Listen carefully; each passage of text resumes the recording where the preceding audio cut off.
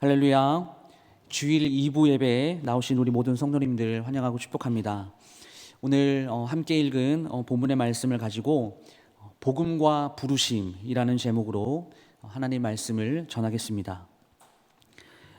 바울이 기록한 이 로마서는 성경 중에서 그 보석 중에 보석이라고 불리는 이 별명이 있습니다. 성경의 다이아몬드라고 불립니다. 그 이유가 무엇이냐면 교회 역사상 수많은 교회 지도자들과 신학자들이 예를 들어 우리가 잘 알고 있는 이 어거스틴이나 루터나 칼빈 같은 이런 신학자들이 자신의 신학에 뼈대를 세우는데 로마서의 영향을 받았다라고 이야기를 했기 때문입니다. 로마서는 서신서이면서도 다른 서신서에 미처 다루지 못했던 이 복음의 진리를 굉장히 조직적이고 그리고 체계적인 방법으로 제시하였습니다. 그도 그럴 것이 로마서를 제외한 나머지 서신서들의 대상은 주로 이 바울이 선교 여행을 통해서 직접 세운 교회들이거나 제자들에게 썼던 편지글이었기 때문에 그 공동체나 제자들이 당면한 문제들에 대한 해답 그리고 권면을 주로 다루었습니다. 반면에 오늘 우리가 함께 보았던 이 로마서는 바울이 단 한 번도 방문해 보지 않았고 이 안디옥 교회와 유사하게 그 로마 지역에서 자생적으로 세워졌던 그런 교회였기 때문에 그 로마 교회 성도들에게 복음이 무엇인지를 체계적이고 신학적으로 설명하기 위해서 아주 세심하게 그리고 자세히 기록을 했기 때문에 우리가 이 로마서를 복음의 정수라고 이렇게 불리게 되었습니다. 바울이 로마서라는 이 대작을 3차 선교 여행 중에 이 고린도라는 지역에서 기록을 했는데요. 당시의 고린도는 상업 도시였습니다. 그래서 그 도시에는 이 향락과 태폐가 매우 넘쳐났던 그런 장소였습니다. 이렇게 타락한 도심 속에서 바울이 이 같은 복음의 정수를 기록한 이유가 무엇일까요? 그것은 두 가지입니다. 사도들을 통해서 직접적으로 가르침을 받지 못한 이 로마 교회에 기독교 신앙의 기본적인 교리를 체계적으로 설명하기 위한 이유, 그리고 두 번째는 유대인 성도들의 그 율법주의적인 그런 신앙을 교정하기 위해서 로마서를 기록하였습니다. 우리가 이 로마서를 볼 때 단순하게 로마서가 이 이신칭의에 대해서 이야기하고 있다라고 설명을 하고 있는데요. 로마서 1장부터 11장까지는 우리가 알고 있는 이 칭의와 그리고 성화에 대해서 설명을 하고 있고, 그리고 12장부터 마지막 16장까지에는 그 이론을 바탕으로 해서 성도들이 어떻게 어떤 삶을 이 세상 가운데서 살아가야 할지, 즉 헌신과 거룩한 삶을 강조하고 있습니다. 1장부터 11장까지가 기독교의 이론에 대해서 설명하고 있다라면 12장부터 16장까지는 기독교의 실천에 관해서 이야기하고 있다라는 것이죠. 여러분, 바울은요, 이 부모님으로부터 물려받은 그 히브리의 고유의 이름을 버리고 스스로 이방 이름으로 개명한 유일한 성경 저자입니다. 다시 말해서 그 원래 이름은 스스로 큰 자라는 의미를 가진 사울, 이것이 유대 고유의 이름으로 알려져 있지만 1차 선교 여행 중에 라틴어로 작은 또는 낮은을 의미하는 이 파울루스라고 하는 이 헬라어로 음역한 이방 이름으로 바꿨습니다. 이 해외 교포들은요, 한국어 이름과 자신이 살고 있는 그 나라에서 사용하는 이름, 그 모두 이 두 가지의 이름을 사용하는 것을 우리가 자주 보죠. 당시 해외파 유대인, 즉 이 디아스포라라고 하는 이 사람들 역시 히브리어 이름과 이 헬라어 이름을 모두 사용하였기 때문에 사도 바울 역시 그 헬라어 이름인 이 바울과 히브리 이름인 사울을 모두 사용했고, 주로 사도 바울이 이방인들을 대상으로 선교를 했기 때문에 바울이라고 이름을 사용했다라고 우리가 그렇게 해석은 하지만 사도 바울이 그 사울이라는 이름을 사용하지 않고 왜 바울이라는 이름을 사용했나, 그 의도를 살펴보면 스스로 큰 자가 되려고 살았던 이제까지의 그 사울의 모든 삶을 다 청산하고 그 누구보다도 작은 자, 즉 하나님과 이웃들에게 자신을 작은 자로 낮추고 섬기는 바울의 삶을 살겠다라는 고백, 이런 이유에서 바울이라는 이름을 사용하였습니다. 오늘 본문 1절을 보시게 되면요, 예수 그리스도의 종 바울은 사도로 부르심을 받아 하나님의 복음을 위하여 택정함을 입었으니 라고 기록합니다. 자신을 무엇이라고 설명하고 있습니까? 예수 그리스도의 종이라고 소개하고 있습니다. 여러분, 종, 다시 말해서 이 노예라는 이런 개념은요, 21세기를 살아가는 우리로서는 사실 확 이렇게 와닿는 그런 단어는 아닙니다. 왜 그렇습니까? 지금 우리가 살아가는 이 시대에는 이 주인과 종이라는 관계가 공식적으로 존재하지 않기 때문이죠. 그런데 잘 생각해 보면 우리나라도 약 1세기 전인 이 조선 시대만 해도요, 양반, 중인, 그리고 상인, 천민 이렇게 네 단계의 계급으로 분류가 되었고, 이 천민들 대부분은 노비를 말하는 것이죠. 그래서 그 당시에 이 노비는 보통 이 재산으로 취급되어서 매매나 상속 그리고 이 증여의 대상이 되었기 때문에 이 노예는 주인의 명령에 무조건 순종하는 사람이었습니다. 그런데 특별히 이 개인주의, 특히 개인의 자유와 행복의 최고의 가치를 두었던 이 사도 바울 당시의 헬레니즘 문화권에서 성장했던 이 바울이 자신에게 주어진 어쩌면 당연한 권리였던 이 자유를 스스로 포기하고 자기 자신을 스스로 종의 신분으로 이렇게 표현했다라는 것, 종으로 내려갔다라는 것 그 자체만으로 지금 이 서신서를 받아들여 보고 있는 이 로마 교회 성도들에게는 얼마나 큰 은혜가 되었을지 생각해 보게 됩니다. 그리고 아직 예수님을 모르는 사람들에게는요, 도대체 예수가 누구이기에 스스로 이렇게 자유인의 신분을 포기하고 기꺼이 종이 되었는가라는 의문을 품게 해주었을 것입니다.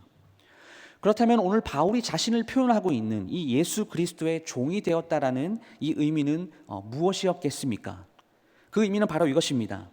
육체적으로 죄의 노예로 태어나서 사단의 명령에 따르는 죄의 신분으로 내가 그동안 살아왔지만 이제는 예수 그리스도의 대속의 보혈로 말미암아 거듭나게 되어서 참이고 진리이고 영원한 생명이신 예수님의 그 주님의 말씀에 기꺼이 순종하는 진리를 따르는 종의 신분이다라는 그런 의미를 품고 있습니다. 그리고 계속해서 바울은 사도로 부르심을 받아 하나님의 복음을 위하여 택정함을 입었으니라고 자신을 소개하고 있습니다. 여기서 이 사도라고 하는 말은 보내심을 받은 자, 위임을 받아 보냄을 받은 자를 의미하는 단어고요. 그리고 보통은 사절 그리고 대사, 특사를 가리킬 때 사용되었던 단어입니다. 즉 바울은 예수 그리스도의 위임을 받아서 보냄을 받은 자인데 예수 그리스도의 대사로 이방 세계를 복음화하라고 주님께서 이 임명장과 사명을 위임받아서 보냄을 받았다라는 그러한 뜻이죠. 그리고 이어서 나오는 이 택정함을 입었다라고 하는 이 말, 이것은 이 아포리조라고 하는 말이 번역이 됐는데 어떤 목적을 따라서 따로 떼어두다라는 의미의 원문입니다. 그래서 이것은요, 과거의 어떤 끝낸 동작이 현재의 결과를 미치는 것을 말하는데, 다시 말씀드리면 바울을 복음을 위해 이렇게 따로 구별하여서 세워두신 그 하나님의 과거의 행동이 이제 현재에 와서 그 결과로서 나타나게 된 것을 의미하는 단어가 바로 택정함을 입었다라고 하는 단어예요. 다시 말씀드려서 바울 스스로가 작은 자로서 주님의 종이 되었기 때문에 사도가 된 것이 아니라 주님께서 먼저 바울을 복음을 위한 사도로 따로 구별하여 세워두셨고, 그리고 때가 되었을 때 주님께서 바울을 불러주셨기 때문에 그는 예수 그리스도를 믿고 기꺼이 예수 그리스도의 종이 되기로 결단하였고, 낮고 낮은 자로 하나님과 이웃을 섬기는 삶을 살게 되었다라는 그런 의미입니다. 여러분, 어떤 생각이 드세요? 마찬가지죠. 주님께서는 여기 계시는 우리 모두 한 사람 한 사람을 먼저 주님의 자녀로 따로 구별하여서 세워두셨습니다. 그리고 때가 되어서 하나님의 자녀로 불러주셨죠. 그런데 어떻습니까? 하나님이 직접 복음의 사명을 부여하기 위해서 따로 세워주셨고, 하나님의 때에 거룩한 성도로 우리를 불러주셨음에도 불구하고 이런 주님의 부르심을 무시하고 예전의 사울과 같은, 즉 스스로 큰 자로 살아가려고 하는 성도들이 우리 주변에 얼마나 많은지 모릅니다. 그리스도인들이 하나님을 향하여 감사해야 하는 그 근본적인 이유가 무엇인지 아십니까? 그것은 바로 오늘 말씀처럼 우리를 따로 구별하여 세워주신 그 주님의 부르심에 기꺼이 순종하여서 그 죄의 노예라는 신분을 떨쳐버려 주시고 이제는 거룩한 주님의 종의 신분으로 우리를 살아가게 해주셨기 때문에 우리는 하나님으로 인하여 기뻐하고 감사해야 하는 것입니다. 2절 말씀을 보시게 되면 이 복음은 하나님이 선지자들을 통하여 그의 아들에 관하여 성경에 미리 약속하신 것이라 라고 기록합니다. 이어서 사도 바울이 이제 본격적으로 복음에 대해서 설명하고 있습니다. 그 사도 바울에 의하면 이 복음이라는 것은 새로운 것이 아니라 이미 오래전에 하나님께서 구약의 선지자들을 통해서 예수 그리스도에 대해서 약속하신 것이다 라고 그렇게 이야기를 하고 있어요. 여러분, 복음이 우리 인간들에게 기쁜 소식이 될 수밖에 없는 이유가 무엇인지 아십니까? 그것은 바로 이 복음이라는 것이 만유의 창조주이신 하나님이 우리를 향하여 약속해 주신 것이기 때문에 그렇습니다. 그렇다면 그 기쁨의 근원이신 하나님께서 오늘날 우리에게 주신 이 복음의 내용, 그 복음이 무엇입니까? 바로 그의 아들에 관한 것이다 라고 기록되어 있죠. 다시 말해서 예수 그리스도에 관한 것입니다. 인류가 에덴 동산에서 죄를 범했어요. 그리고 하나님께서는 그들을 구원하시기 위해서 창세기 3장 15절 말씀에 메시아를 약속해 주셨고요. 이후에 구약의 모든 초점은 어디에 맞춰져 있습니까? 오실 메시아 예수 그리스도께 그 초점이 맞춰져 있습니다. 그리고 이어서 나오는 3절과 4절 말씀을 보십시오. 그의 아들을 관하여 말하면 육신으로는 다윗의 혈통에서 나셨고 성결의 영으로는 죽은 자들 가운데서 부활하사 능력으로 하나님의 아들로 선포되셨으니 곧 우리 주 예수 그리스도시니라. 이렇게 말합니다. 바울이 3절과 4절 말씀을 통해서 이야기하고 싶은 것, 그 복음의 내용인 예수 그리스도의 인성과 신성에 대해서 설명을 하고 있습니다. 여러분, 하나님은 약속하신 그대로 예수 그리스도를 이 땅에 보내주셨고 그 예수 그리스도는 다윗의 혈통에서 태어나셨습니다. 이 창조주이신 하나님이 피조물에 불과한 인간의 형상을 입고 이 땅에 오셨다라는 것도 우리는 참 감사한 일인데요, 이 지상에서 그 예수님께서 인간이 아니라 하나님으로 사셨던 것이 아니라 인간 그 자체로 사셨다라는 사실은 우리에게 더 감사의 제목을 주게 됩니다. 여러분, 무슨 미국의 영웅들이 나오는 영화들을 보셨죠? 슈퍼맨 같은 영화에서는요, 슈퍼맨이 그 인간 그 자체로 산 것이 아니라 인간의 모습을 지닌 이 초능력자로 살았기 때문에 그가 영웅으로 추앙을 받을 수 있게 되었습니다. 그 예수님 역시 인간의 모습을 지닌 그 신적인 권위를 가진 하나님으로 이 땅에서 사실 수 있었지만 우리 예수님께서는요, 무엇보다도 무능력한 인간 그 자체로 이 땅에서 사셨다라는 것이죠. 여러분, 이것이 무엇을 우리에게 알려주고 있습니까? 인간으로, 완전한 인간으로 이 세상에 오신 이 예수님이 우리 인간과 똑같은 희노애락, 기쁨도 고통도 고난도 모든 것들을 다 겪으시고 함께 하셨기 때문에 우리 예수님은요, 인간의 모든 문제들을 이해하신다라는 거예요. 그렇기 때문에 우리 예수님께서 오늘 말씀을 통하여 우리에게 주시는 그 위로는요, 완전한 위로인 줄 믿습니다. 왜 그렇습니까? 우리와 똑같은 고통과 문제를 겪으셨기 때문입니다. 그리고 인간으로서 예수님은요, 분명히 죽으셨어요. 그런데 죽었던 그 예수님께서 오늘 본문에 무엇이라고 되어 있습니까? 성결의 영으로 부활하셨고 하나님의 아들로 선포되셨다라고 이야기합니다. 복음이 우리에게 진정한 기쁜 소식이 될 수 있는 이유는 다른 것이 아니라 바로 이 예수 그리스도의 부활이 있기 때문입니다. 예수님은 단순한 인간이 아니라 하나님의 아들이시죠. 예수님이 하나님의 아들이시기 때문에 우리 인간들을 죄로부터 구원하여 주시고 그리고 새 생명을 주시고 영원한 생명으로 우리를 인도하십니다. 오늘 사도 바울은 이 하나님의 아들로 선포된 그분을 내 주 그리스도 이렇게 이야기한 것이 아니라 본문 보십시오. 무엇이라고 표현하고 있습니까? 우리 주 예수 그리스도라고 이렇게 선포하고 있어요. 즉 바울은 내가 믿는 예수님이 바로 오늘 로마 교회 성도들이 믿는 예수님과 동일하며 오늘을 사는 우리가 믿는 예수님도 바로 그 예수님이다라고 말하는 것입니다. 다른 말로 하면 로마 교회 성도들과 그리고 오늘날을 살아가는 우리 모두가 하나님의 복음을 위하여 택정된 예수 그리스도의 종이고, 그리고 또한 사도로 부르심을 입었다라고 지금 사도 바울이 이야기하고 있는 것입니다. 5절과 6절 말씀을 보시면, 그로 말미암아 우리가 은혜와 사도의 직분을 받아 그의 이름을 위하여 모든 이방인 중에서 믿어 순종하게 하나. 6절 말씀 우리 다 같이 읽어보겠습니다. 시작. 너희도 그들 중에서 예수 그리스도의 것으로 부르심을 받은 자니라. 여러분, 중요한 것은 무엇입니까?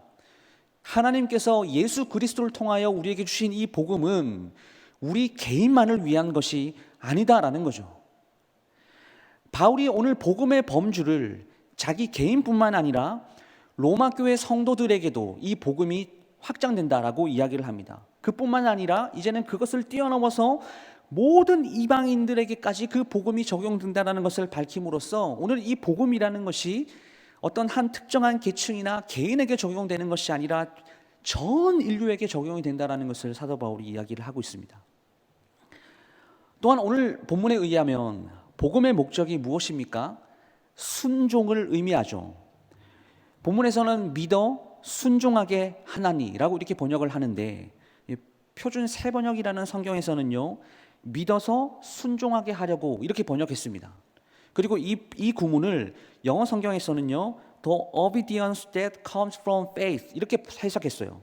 이게 무슨 말이냐면 순종이라는 것이 믿음으로부터 파생된다라는 말입니다.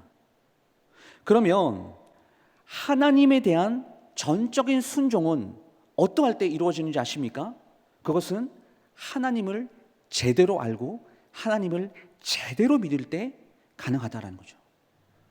우리가 하나님에 대해서, 말씀에 대해서 전적으로 순종하지 못하는 이유는 고로 우리가 하나님을 제대로 알지 못하기 때문에, 하나님에 대한 지식이 우리에게 없기 때문에 이 말씀이 우리에게 적용되지 않고 이 말씀이 우리 삶 가운데서 실천되어지지 않는 것이죠. 여러분 꼭 기억하십시오. 순종이라는 것은 믿음으로부터 파생된다라는 것을요. 사랑하는 여러분, 우리가 누군가를 믿는다라고 하면서 그 말에 순종하지 않는다라면 그를 제대로 믿는 것입니까? 아니요, 제대로 믿는 것이 아닙니다. 우리가 주님을 믿는다라고 하면서 그 주님의 말씀대로 살아가지 않는다면 우리의 믿음은 올바른 믿음이 아니다라는 것이죠. 주님을 믿는다라고 그렇게 이야기는 하지만 우리의 현실적인 상황에 따라서 이렇게 처신하고 저렇게 처신하고 상황과 환경에 따라서 다른 처신을 한다라면 이거 역시 올바른 믿음이 아니다라는 겁니다. 주님을 믿는다라고 하면서 세상적인 방법을 더 의지하면 이거 역시 올바른 믿음이 아니다라고 하는 것이죠. 우리가 주님을 믿는다라고 하면서 주님과 그 이웃을 향해 작고 낮은 자로 그리스도의 종으로 살아가기를 거부한다라면 이것도 올바른 믿음이 아니다라는 겁니다. 하나님을 믿는다라고 하면서 이 세상 가운데 이 성경적인 가치를 가지고 세상을 살아가는 것을 거부한다라는 것은 이것은 올바른 믿음을 소유했다라고 할 수가 없다라는 거죠.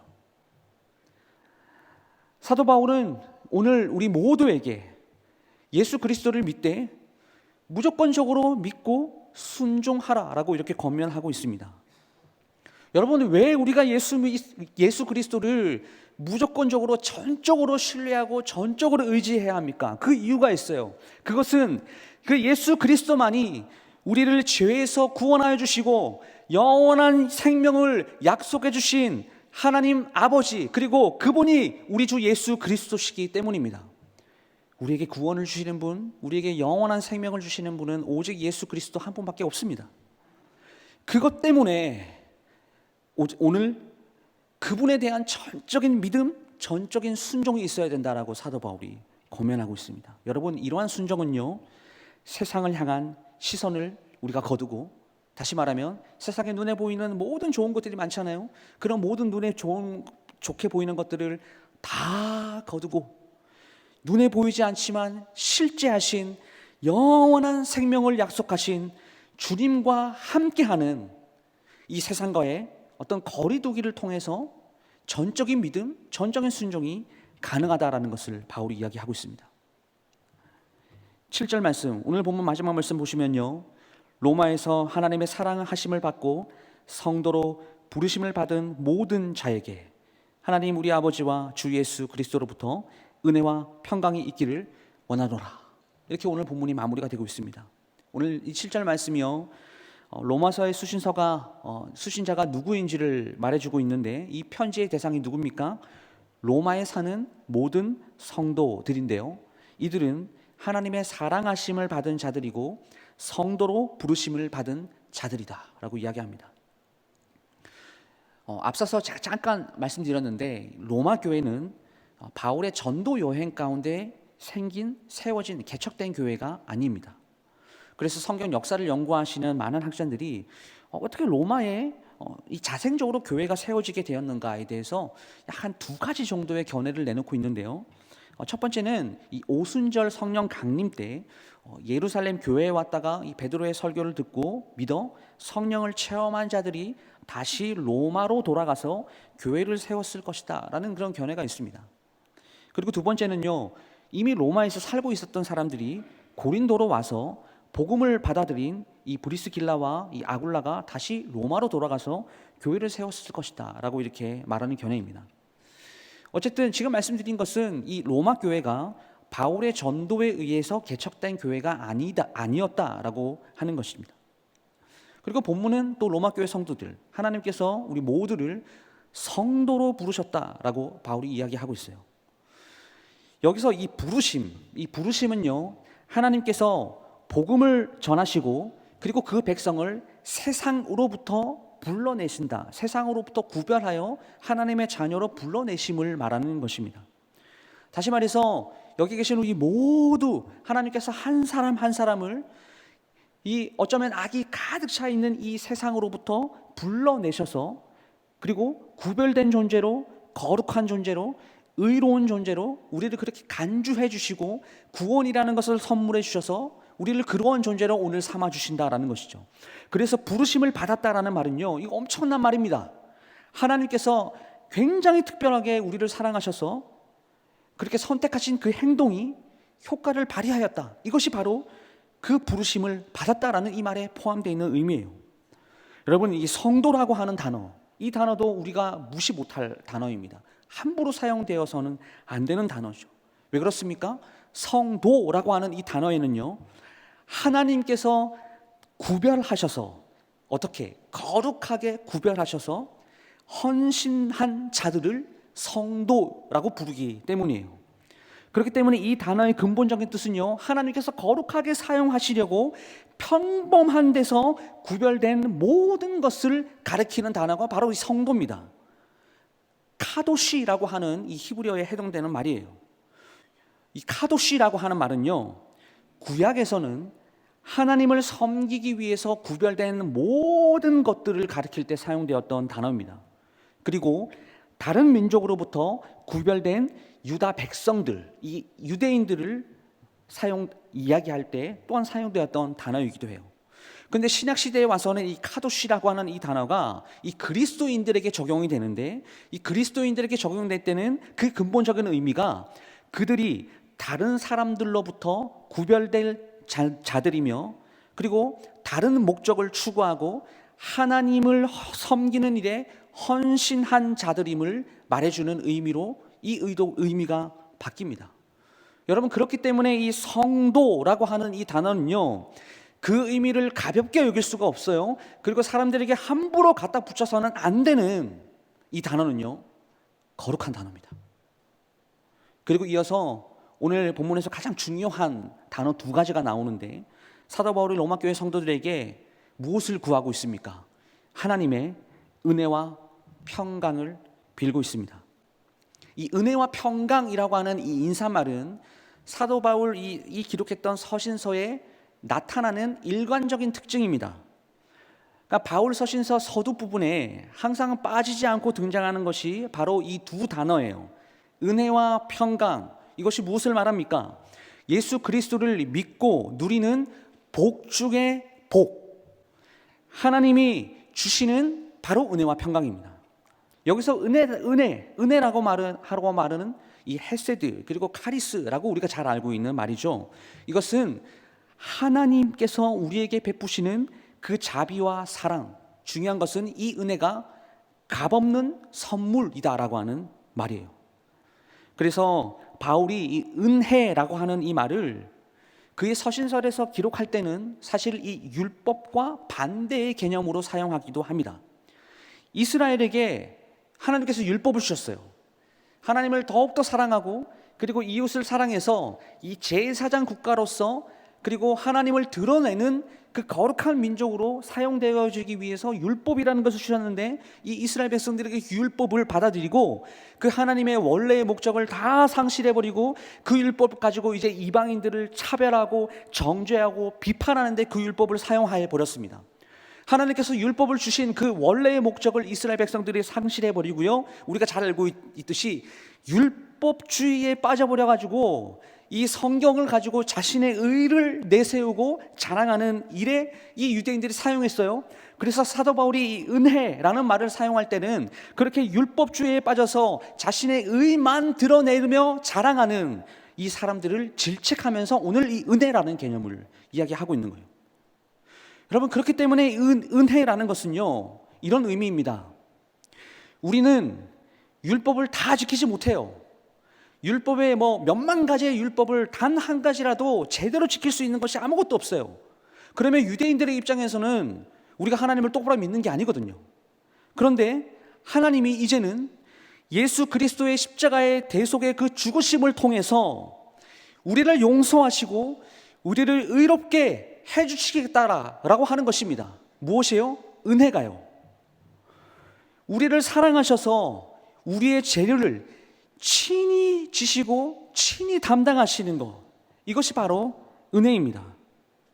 그래서 하나님께서는 이제 이 예수 그리스도를 통해서 그 하나님이 이제는 우리에게 은혜의 하나님으로 다가오시는 것이죠.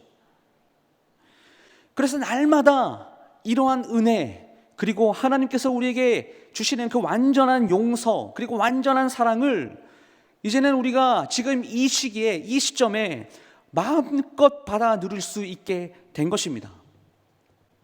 우리는 항상 이런 하나님의 은혜, 무조건적인 은혜, 하나님께서 값없이 주신 이 은혜를 생각하며 살아야 돼요. 그래서 잠언 3장 3절 말씀은요, 그 은혜에 대해서 이렇게 말씀하십니다. 인자와 진리가 내게서 떠나지 말게 하고 그것을 내 목에 매며 내 마음판에 새기라. 그러하면 내가 하나님과 사람 앞에서 은총과 귀중히 여김을 받으리라. 여러분, 여기서 나오는 이 인자라고 하는 말이 곧 은혜로 번역이 돼요. 하나님의 은혜와 진리를 늘 마음판에 새기고 살 때에 하나님과 사람 앞에서 귀중히 여김을 받게 될 것이다 라고 이렇게 말씀을 하시고, 말씀으로 그치는 것이 아니라 오늘 이것을 우리에게 약속으로 주시는 거죠. 사랑하는 여러분, 이러한 은혜 그리고 이러한 사랑이 우리 마음판에 늘 새겨지기를 간절히 소망합니다. 그래서 하나님과 우리의 관계가 단순하게 율법적인 관계가 아니라 하나님과의 나와의 관계가 그 사랑과 은혜의 관계가 되기를 바랍니다. 소망합니다. 여러분, 사랑받는 사람의 이 특징이 무엇일까요? 그것은 바로 기쁨이 있다라는 것이에요. 부모님께 사랑을 받는 이 아이의 모습에는요, 기쁨이 있습니다. 그런데 사랑을 받지 못하는 아이는 금방 울어버리죠. 사랑은 사람을 기쁘게 하는 힘이 있습니다. 하나님의 사랑도 마찬가지입니다. 우리가 이 하나님의 사랑을 받을 때에 우리 마음 가운데는 늘 기쁨이 가득한 것이죠. 그때에 그 하나님의 사랑과 은혜가 우리 안에 참된 기쁨을 주게 될 줄로 믿습니다. 다음으로는 평강을 빌었습니다. 여러분, 이 평강이라고 하는 말은 쉽게 말씀드려서 평안이라고 하는 뜻과 똑같습니다. 평안, 우리가 이제 샬롬이라고 하는 인사, 이 샬롬이라고 하는 단어인데, 이 평강은요, 앞서서 말씀드린 하나님의 사랑과 그 은혜를 받은 결과로 우리에게 주어지는 것이에요. 단적인 예를 들어서 사도 바울이 감옥에 갇혀 있었습니다. 로마에서 그 가택연금에 당해져 있는 상황이었어요. 그렇게 자신이 언제 죽을지 모르는 그런 갇힌 그런 상황 가운데서도 우리가 성경을 보면 알겠지만 사도 바울의 마음은 늘 평안했습니다. 그 이유가 무엇이었겠습니까? 이렇게 하나님이 주시는 평안이 그 마음 가운데 있었기 때문이죠. 여러분, 이게 평안의 반대말이 무엇일까요? 불안과 그리고 두려움과 염려라고 우리가 생각해 볼 수 있겠습니다. 특별히 인간의 불안과 그 두려움, 우리에게 불안과 염려를 주는 그 가장 근본적인 이유가 무엇이냐면 바로 죽음이라고 하는 것에서부터 오는 그런 불안감이죠. 그러나 사랑하는 여러분, 우리는 어떻습니까? 육신의 죽음은 우리에게 언젠가는 다가올 것이지만 우리 영혼의 죽음은 예수 그리스도 안에서 이 문제가 완전히 해결되었기 때문에 그것으로부터 오늘 이 본문에 나와 있는 이 평안이 우리에게 찾아오는 것이죠. 그리고 또 하나의 인간의 불안은 무엇입니까? 죄로 인한 심판입니다. 그런데 이 심판에 대한 문제, 이 역시 예수 그리스도께서 십자가에서 완전히 해결해 주셨습니다. 그렇기 때문에 어떻습니까? 이제는 누구든지 예수를 믿으면 죄의 심판에서 해방될 수 있는 것이죠. 또 다른 이 불안의 원인은 홀로 되는 것, 혼자인 것에부터 오는 그런 외로움입니다. 아이가 부모님을 잃어버리게 되면 불안해하는 것처럼 우리 인간은요, 하나님을 잃어버리는 그 순간, 하나님께서 말씀하신 그 길과 반대의 길로 가는 그 순간 우리 인간들은 불안에 처하게 됩니다. 그러나 예수님을 믿게 되면 하나님이 성령께서 이제는 우리와 늘 함께 계심을 경험하면서 평안이 우리에게 찾아오는 것이죠. 말씀을 마무리하도록 하겠습니다. 로마서는 성경 전체를 통틀어서 가장 강력한 복음의 정수를 담고 있기 때문에 사실 로마서의 말씀은 자세히 우리가 꼼꼼하게 한 구절 한 구절을 읽어 나가다 보면 큰 은혜를 받을 수 있는 책입니다. 이것은 무슨 말이냐면요, 반대로 로마서를 어설프게 봤다가는 이 큰 코 다칠 수 있다라는 그런 이야기입니다. 그래서 우리 로마서라는 성경은 정말 심도 있게 묵상하고 연구를 해야지 또한 이해가 가능한 책이기도 합니다. 사랑하는 광양교회 공동체 모든 성도 여러분, 오늘 로마서에서 말하는 이 복음은 결국 한 곳에서 수렴합니다. 그것은 바로 예수 그리스도입니다. 우리가 지금 이곳에서 예배하고 말씀을 듣고 그 말씀을 깨달을 수 있는 이유는 바로 우리 주 예수 그리스도께서 나와 함께 하시기 때문입니다. 우리가 죽어서 천국에 갈 수 있다라는 이 믿음이 왜 생겼습니까? 그것도 우리 주 예수 그리스도여 인하여이죠. 세상 속에서 사는 것 자체가 버겁고 힘들고 고통과 고난의 연속이지만 그럼에도 불구하고 우리가 소망을 가지고 희망을 가지고 나아갈 수 있는 그 근거도 우리 주 예수 그리스도, 바로 그분 때문임을 믿습니다. 그분은 주를 믿는 모든 자들을 오늘날 성도로 불러주셨습니다. 특별하게 우리를 이 시대에 구별된 하나님의 사람으로 콜링하셨고, 세상은 비록 악하지만 그 현장 가운데서 그 속에서 거룩한 자녀로 살아가라고 우리에게 성도라는 이름을 칭하여 주셨고, 오늘날 우리를 성도로 부르시고, 지금도 우리에게 하나님께서 요구하시는 것이 무엇입니까? 성도라면 우리 주님께서 걸어가셨던 그 길을 제자가 되어서 걸어가라, 이 삶을 오늘 우리에게 요구하시고 계십니다. 그러므로 여러분, 우리가 이제는 이 복음의 부르심 앞에 반응해야 할 때입니다. 우리 주 예수 그리스도께서 나를 구별시켜서 의롭다 하시고 성도로 불러주셨으니 이제는 이 세상에서 오늘날 바울과 같이 우리가 그리스도인으로서 우리 공동체 안에, 그리고 이 세상의 모든 예수를 믿지 않고 살아가는 이 모든 사람들에게도 오늘 사도 바울이 인사했던 것처럼 하나님의 은혜와 평강이 너희와 함께할지어다. 이 인사를 우리가 전달하며 하늘나라의 대사로, 하늘나라의 사절단으로 살아가야 할 줄 믿습니다. 사랑하는 여러분, 나를 부르시고 자녀 삼아 주시고 거룩한 존재로 구별해 주신 우리 하나님께 진심으로 마음 다하여 감사했으면 좋겠습니다. 그래서 값으로 환산할 수 없는 이 은혜를 가지고 우리가 하나님을 늘 생각하며 이 복음이 주는 소망, 그리고 복음이 우리를 이 부르시는 그 부르심 앞에 순종함으로 나아가시는 사랑하는 모든 광야의 성도님들 다 될 수 있기를 주님의 이름으로 축원합니다.